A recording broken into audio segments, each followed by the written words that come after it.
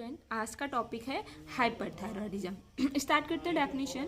Hyperthyroidism is characterised by excessive levels of circulating thyroid hormones. इसमें hyperthyroidism में क्या होता है, जो हमारा थायराइड हार्मोन्स होता है उसका लेवल जो होता है वो ज़्यादा हो जाता है। एक्सेस मतलब ज़्यादा हो जाता है, उस लेवल मतलब मात्रा, उसकी मात्रा जो होती है वो ज़्यादा हो जाती है। किसकी? थायराइड हार्मोन्स की। तो उस पेशेंट को क्या हो जाता है? हाइपरथायरॉयडिज्म। इटियोलॉजी क्या है?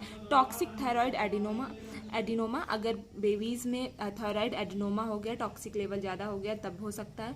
टॉक्सिक मल्टीनोडुलर ग्वाइटर, अगर पेशेंट में मल्टीनोडुलर ग्वाइटर वगैरह है तब भी उसको ऐसा हो सकता है। थायराइडाइटिस, अगर इन्फ्लामेशन इन्फेक्शन है थायराइड ग्लैंड में तब ऐसा हो सकता है। Oral consumption of excessive thyroid hormones, या जो पेशेंट है, जो बेबी है, उसको अधिक मात्रा में ओरली थायराइड हार्मोन्स दिया जा रहा है तब भी उसका जो थायराइड लेवल है वो इंक्रीज हो जाएगा। उसके बाद नेक्स्ट है क्लिनिकल फीचर्स। ग्वाइटर हो जाएगा, increase rate of growth. Goitre मतलब घेंगा रोग हो जाएगा उसको। इंक्रीज रेट ऑफ ग्रोथ, और जो बेबी का ग्रोथ होगा उसका जो रेट होगा वो बढ़ जाएगा। वेट लॉस, उसका जो वेट होगा, वजन होगा, वो कम हो जाएगा।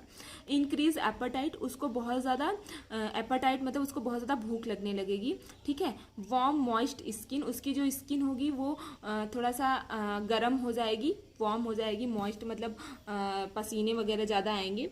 इंसोम्निया, उसको नींद नहीं आएगी। हाइपर एक्टिविटी, और वो जो भी काम करेगा उसमें बहुत ज़्यादा हाइपर एक्टिवनेस होगी। Diagnostic evaluation. Radio nucleoside scanning of thyroid gland, हम लोग थायराइड ग्लैंड के जो रेडियो न्यूक्लिसाइड होते हैं उनको स्कैन करते हैं इसमें। उसके बाद एलिवेटेड थायराइड स्टिमुलेटिंग इम्यूनोग्लोबिन, और उसके साथ में ये भी चेक करते हैं कि जो थायराइड स्टिमुलेटिंग हार्मोन्स है वो बढ़ा हुआ तो नहीं है। उसको चेक करने के लिए हम लोग थायराइड स्टिमुलेटिंग इम्यूनोग्लोबिन टेस्ट करते हैं। High radio active iodine Uptake, और ये देखते हैं कि पेशेंट के अंदर रेडियो एक्टिव आयोडीन जो है वो ज़्यादा तो नहीं है। ये सारी चीज़ें हम लोग डायग्नोस करते हैं। उसके बाद नेक्स्ट है मेडिकल मैनेजमेंट। मेडिकल मैनेजमेंट सबसे पहले हम लोग एंटी थायराइड ड्रग्स देते हैं। जैसे presently 3 thiourylene drugs are used which include propyl thiouracil and methimazole and carbimazole. ये सारी ड्रग्स जो होती हैं हम लोग देते हैं, इन्हें एंटी थायराइड ड्रग्स बोलते हैं। ठीक है। डोज कितना देते हैं? डोज ऑफ पीटीयू मतलब प्रोपाइथियोयूरेसिल कितना देंगे हम लोग? इस 5 to 10 mg per KG in 3 divided dose. हम लोग जो प्रोपाइथियोयूरेसिल है उसको हम लोग 5 से 10 mg देते हैं, पर के बॉडी की वेट के अकॉर्डिंग देते हैं, और 3 डिवाइडेड डोज में देते हैं, मतलब 3 डोज में देते हैं, जैसे सुबह, शाम और दोपहर ऐसे करके। उसके बाद dose of methimazole and carbimazole is 0.5 to 0.7 mg per kg body weight for 4 to 3 weeks. उसके बाद जो मेथिमाजोल है और जो कार्बिमाजोल है उसको हम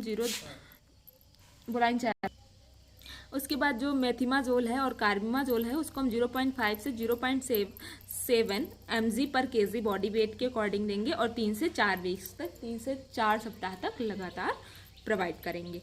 उसके बाद नेक्स्ट है हमारी एडजेक्टिव थेरेपी। एडजेक्टिव थेरेपी में क्या करेंगे? Saturated solution of potassium iodine. हम लोग सैचुरेटेड सोल्यूशन देते हैं पोटेशियम आयोडीन का।